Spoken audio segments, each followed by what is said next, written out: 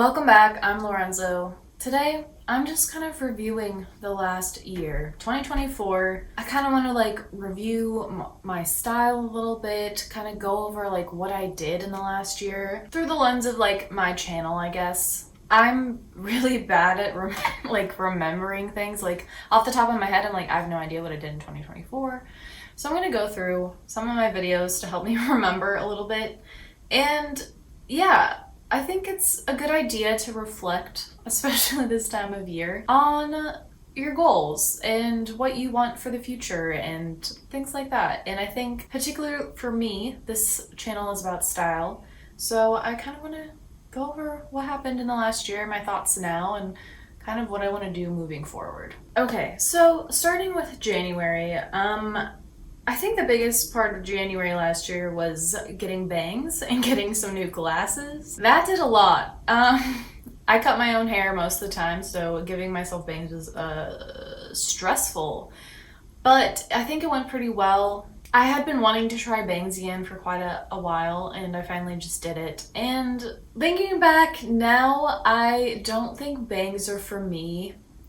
And I already knew that even when I was giving myself bangs. I just really wanted to try something new. I think maybe a long bang, something that kind of hits a little swoop at my cheekbone, I think is fine. But in general, I don't know.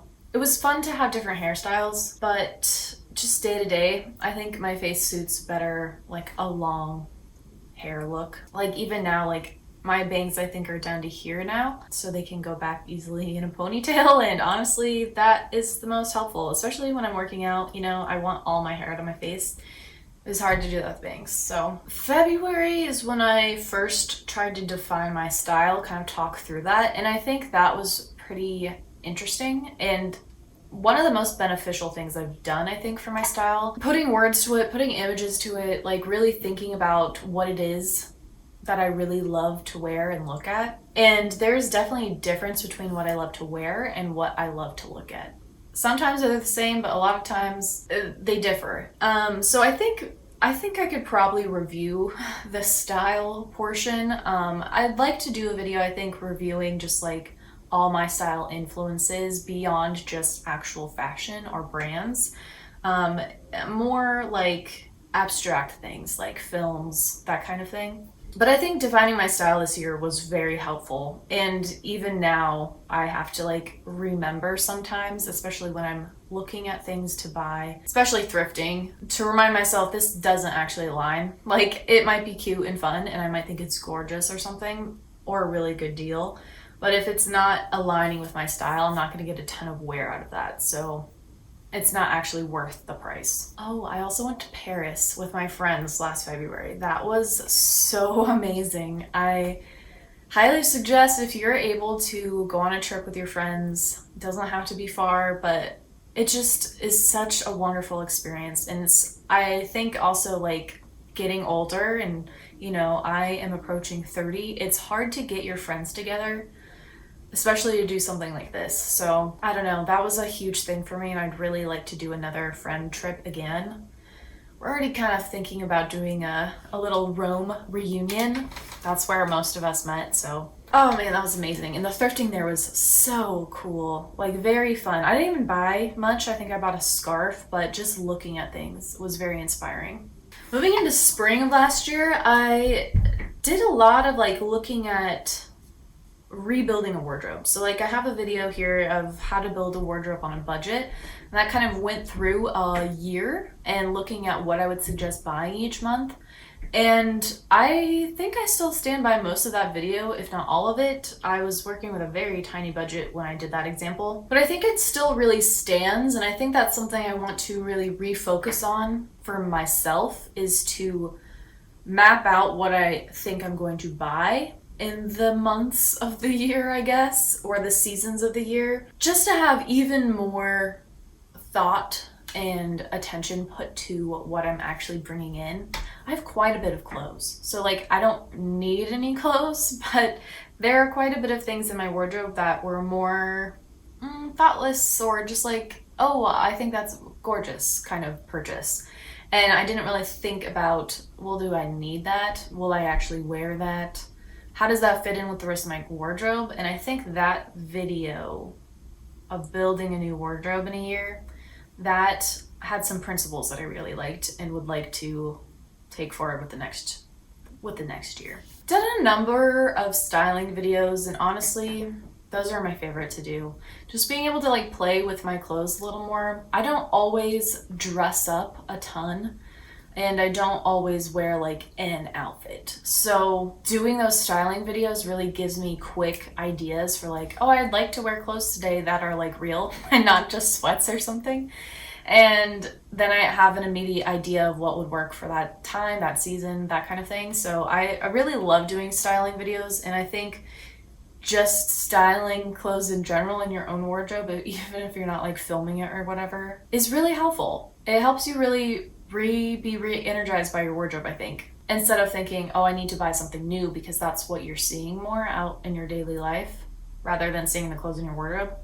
Late spring was all about doing the 75 hard style challenge. That was very difficult for me. Didn't buy anything new, just didn't buy anything wardrobe related for 75 days. And the idea was also to style an outfit every single day. I was pretty decent at capturing my outfit every day, but I didn't really want to have to style it. I wanted to show more of a real representation of what I actually wore. And I didn't get a picture every single day, but I got enough data, I think about 60 days or so. And that was really helpful, both for my style and just like setting expectations of like, what do I actually do? You know, I think it also helped show where I really didn't need any more clothes. I think I had this idea that everything I needed to add had to also be able to wear to work. And that's not the case. I have more than enough items that are suitable for work. Like I don't need to buy an item and also have to love it and think it's my style and also think, oh, it also has to be like suitable for work, because that's just not the case. I wear different clothes to work than I wear in my daily life, right? I think most people do. My work style is quite pared back, quite minimalist, and quite basic. I don't like to stick out at work. I don't even really like to show too much personality because I don't like people commenting on my clothes at work. Whereas in my daily life, I don't mind if someone's like, oh my gosh, cute shirt. Like, I actually like that. Then I'm like, oh, hey, do you want to talk about clothes? So that 75 hard style challenge really helped me recognize I don't have to buy clothes with the lens of being able to wear it to work. I can just buy clothes that I want to wear on my off time, you know? Like, there's a space for that. And I think also, you know, having a YouTube channel that talks about clothes for the most part and style, most of my thoughts are around that, you know? And I was way too into thinking about what to buy next, what would actually make my style perfect, and just realizing that that doesn't exist. Like, if I live in that mentality, I will always buy more and likely be unsatisfied still. I would like to keep a lot of principles of that challenge going forward in the next year. I want to do a low buy.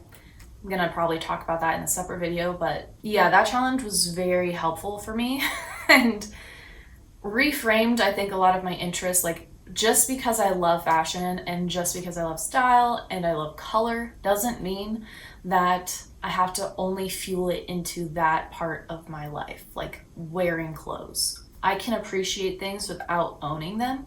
And I can also appreciate color and just like living in color without having that be what I put on my body. It could be artwork, it could be painting, it could be all the other interests that I have, like putting in more energy into those. I also went to the UK last kind of June-ish time. That was a lovely experience. That also was very helpful, I think, because I was still on my no-buy then. I didn't pick anything up on my trip. I didn't shop at all, and that was awesome. I liked not having anything. I feel like I packed really well for that trip, and a lot of those pieces are like everyday pieces. I think that trip really taught me, like, hey, just wear what you've been wearing.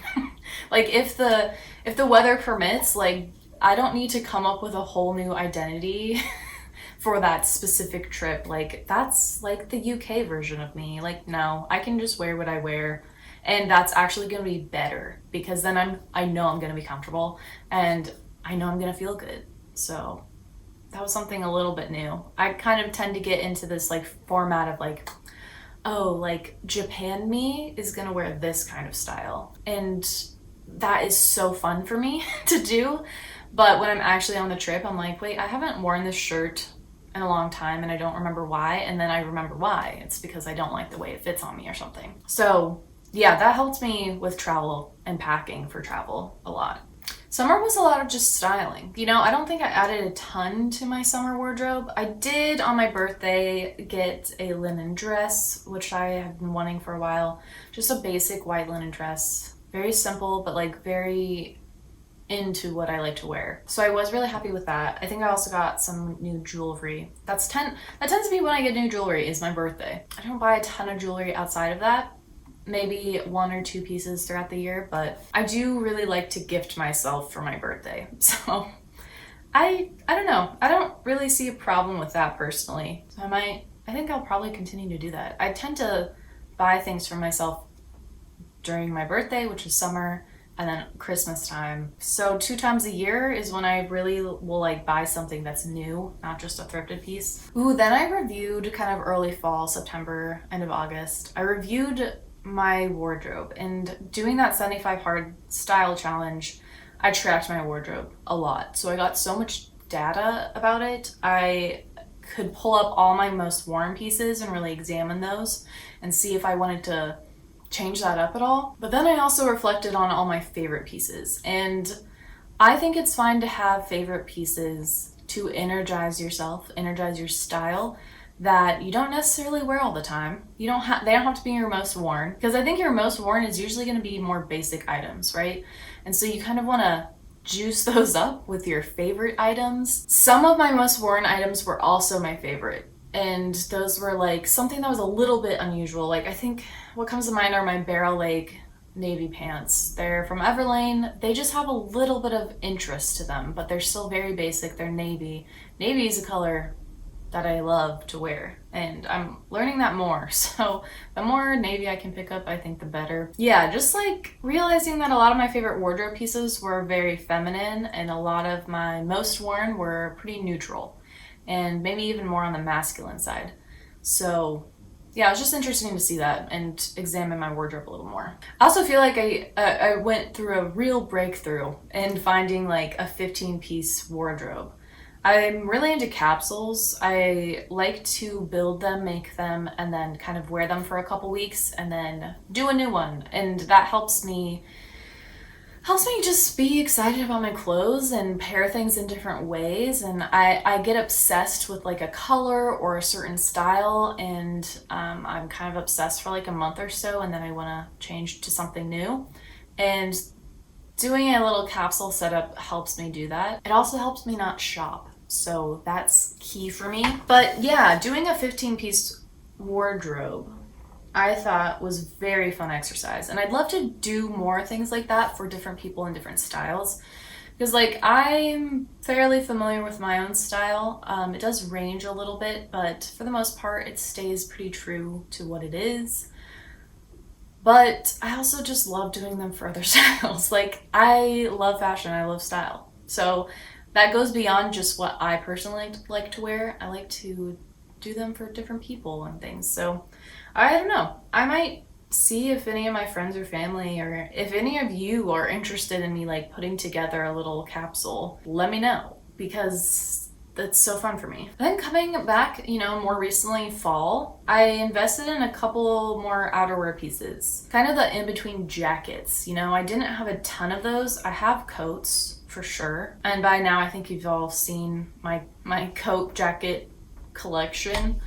But I didn't have a ton of like medium jackets. Like I had a denim jacket, and that was kind of it, other than like sport specific jackets. So I added 2 leather jackets. One's a suede kind of blazer. One was a little more oversized dark brown. Those are amazing. I love them. I'm so glad that I bought those. Both I found on eBay, so highly recommend looking at eBay for coats and jackets. There's a lot of really nice quality ones for not that much money. And Those were, I would say, more trendy in the sense that suede was very in, like a suede jacket was very in. Leather in general, the chocolate brown, very in. They just did so much for my outfits, and I hadn't really, I don't know, added a piece that I felt like did that much in a long time. Like my everyday outfit in the fall is generally like a t-shirt or like a button up and pants, and it's pretty simple, but then when you add on an interesting jacket, which to me a leather jacket is more interesting than a lot of things I wear, it just really made me feel cool. And I think those were really good purchases. I still do, and I think I will continue to wear them. Like, I still wear the dark brown chocolate one. Even in the rain, in the winter, that one works a little bit more. The suede one, I can't wear in the water. But I already knew that. So that one I will wear like under a coat and still wear that as like a blazer or something. But I can really see myself wearing that in the spring too. So I'm still very much excited about those jackets. Throughout the last year too, I did more alterations to my pieces. I don't think people like to watch those. I mean, I don't really do a lot of these videos for people to watch and to get viewers. I more just do this to find a community that is also interested in the same kind of style things I am. I think it's important though to show, because that's what keeps items in my wardrobe for longer. Like, I might buy something initially and be like, oh yeah, I just really love the pattern, but then I never wear it because it doesn't fit right. And a lot of times they have some quick fixes, you know, just like crop it or take the sleeves off. Like, they don't all have to be like super involved restructuring, but I do want to do a little more of those in the next year. I want to actually sew some interesting pieces because I don't really find those a lot. Yeah, I don't know. Maybe more sewing in the future. My rose-inspired fall capsule that I put together, another example of just like building capsules and wearing them for a little period of time. That was so fun. And it also really made me realize that I waffle between a very minimalist and then a more feminine, exuberant style, and fall time is definitely more of a romantic time for me. I like to wear more feminine pieces. That capsule really showed me all those feminine pieces. You know, it's not even that crazy because I am bound by comfortable shoes, so that automatically is not super feminine. But yeah, that rose-inspired fall capsule was definitely one of my favorite videos to make. It's just gorgeous, and really makes me know that color is very seasonal for me. Those kind of rose colors, I feel like, lend themselves to fall so much. And so like when spring comes and I'm like, why do I have these like pink tops? Like, I don't want to wear these. I won't get rid of them because I know that I want to wear them in the fall. And then the end of this year, you know, I got a few new pieces and I have very conflicting feelings about getting new pieces. I don't tend to get new items often. I'm mostly a secondhand person.